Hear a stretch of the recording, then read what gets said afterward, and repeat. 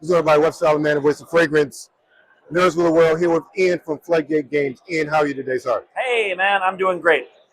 I'm great. I'm glad you're doing good. It's been an amazing show so far. Since you guys are just jam-packed with people coming in and more Yeah. importantly buying as well. We got a lot of games here, but the one we have in front of us is Landmarks. Tell us about Landmarks. Landmarks is a brand new release from us. We brought it to Gen Con in August. And it is a word association adventure game. The story of this game is that we found a treasure map, and in the party's excitement to get there and strike it rich, they rushed off to that island without the map. So there's somebody back on the mainland that has a map, and they're trying to give them directions over a bad radio connection. So each time they call, the party's only getting one-word clues, and then you associate that with some of the clues that are on the board. So each clue you give will add to another clue that you can then build off of to find treasure and escape the island. Awesome. Now, how did this game come about? Because it's very interesting and unique.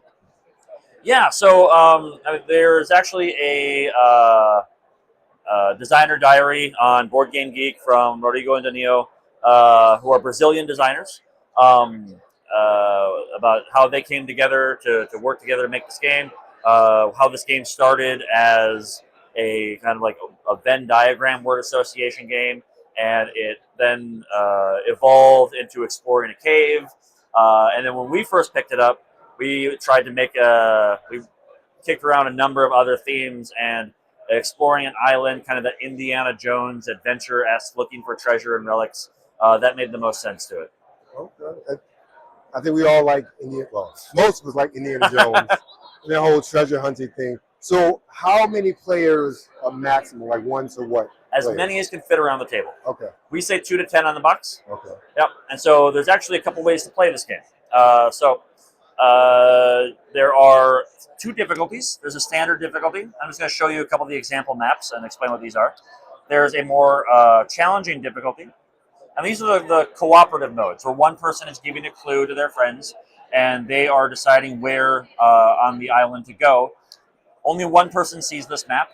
Once they select the hex, they'll let them know what they find. Did they find treasure? Did they find water to fill their canteen? Did they stumble into a trap? Did they pick up an island curse? Or did they find the exit? Hopefully, you find some treasures and the exit without any of those bad things happening. But if you find those along the way, it's not necessarily the end of the game. You just have to deal with the new challenge. There's also a team versus team mode, where each team is searching for their treasures and some neutral treasures. The first team to find 4 wins. And so it's more of a race than trying to find the treasures and get out. Okay. Like the cool classic treasure hunting movie.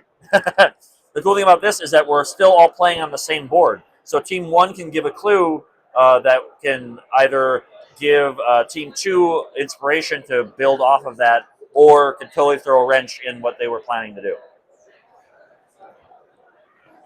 That sounds awesome. It's a lot of things that I guess many of us very much used to and very much enjoy. So is this game out now? And if so, where can people buy it? Yeah, it's available right now. You can buy it at Floodgate Games, or floodgate.games, floodgategames.com. You can buy it here at the store, your friendly local game store, and I believe it's also available on Amazon. Look for Landmarks Floodgate Games. And what's the retail price? It's $25. Okay, pretty reasonable. All right. Thank you, Ian. Appreciate it, man. Hey, man, happy Happy to do gaming. it. Thank you. Pleasure to meet you. Yeah, likewise. All right, so Ian, this is Hedge Mage. Tell us about Hedge Mage. Yeah, so Hedge Mage is a game where we are playing as gardening wizards in a community of hedge mages. And to become popular in this community, you need to have the best collection of garden gnomes. Sometimes in your desperation for clout, you break into your neighbor's garden in the middle of the night, steal their garden gnomes, add them to your collection. So that's what this game is about. It's about raiding your neighbor's garden to steal garden gnomes and defending your garden against other neighbors. So you're playing on different boards.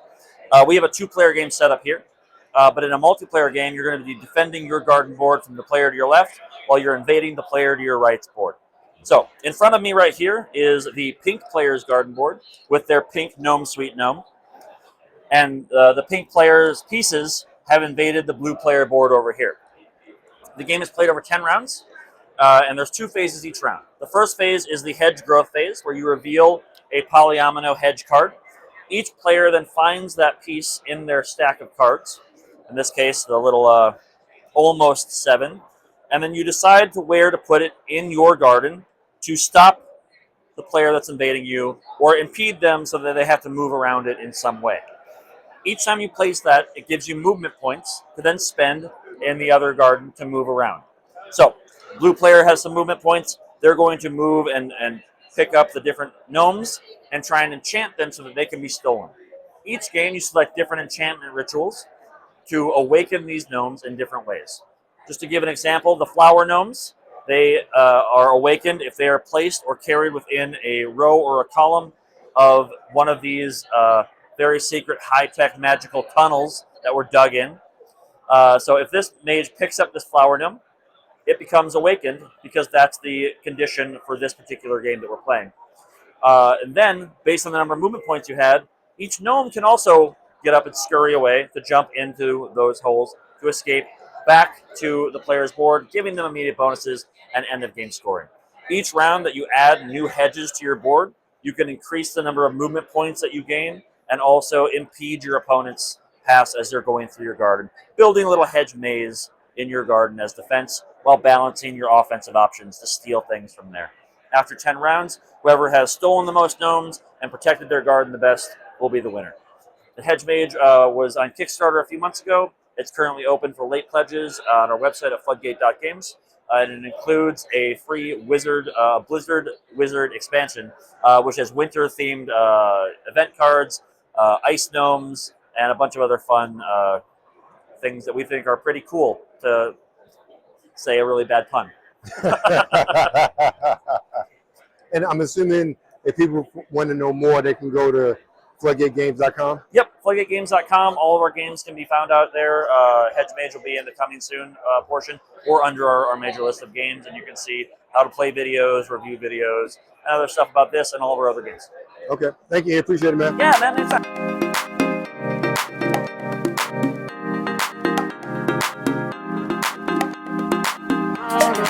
Hello, baby. This is your lovely Misty Stone, and you are watching Webster Style with me.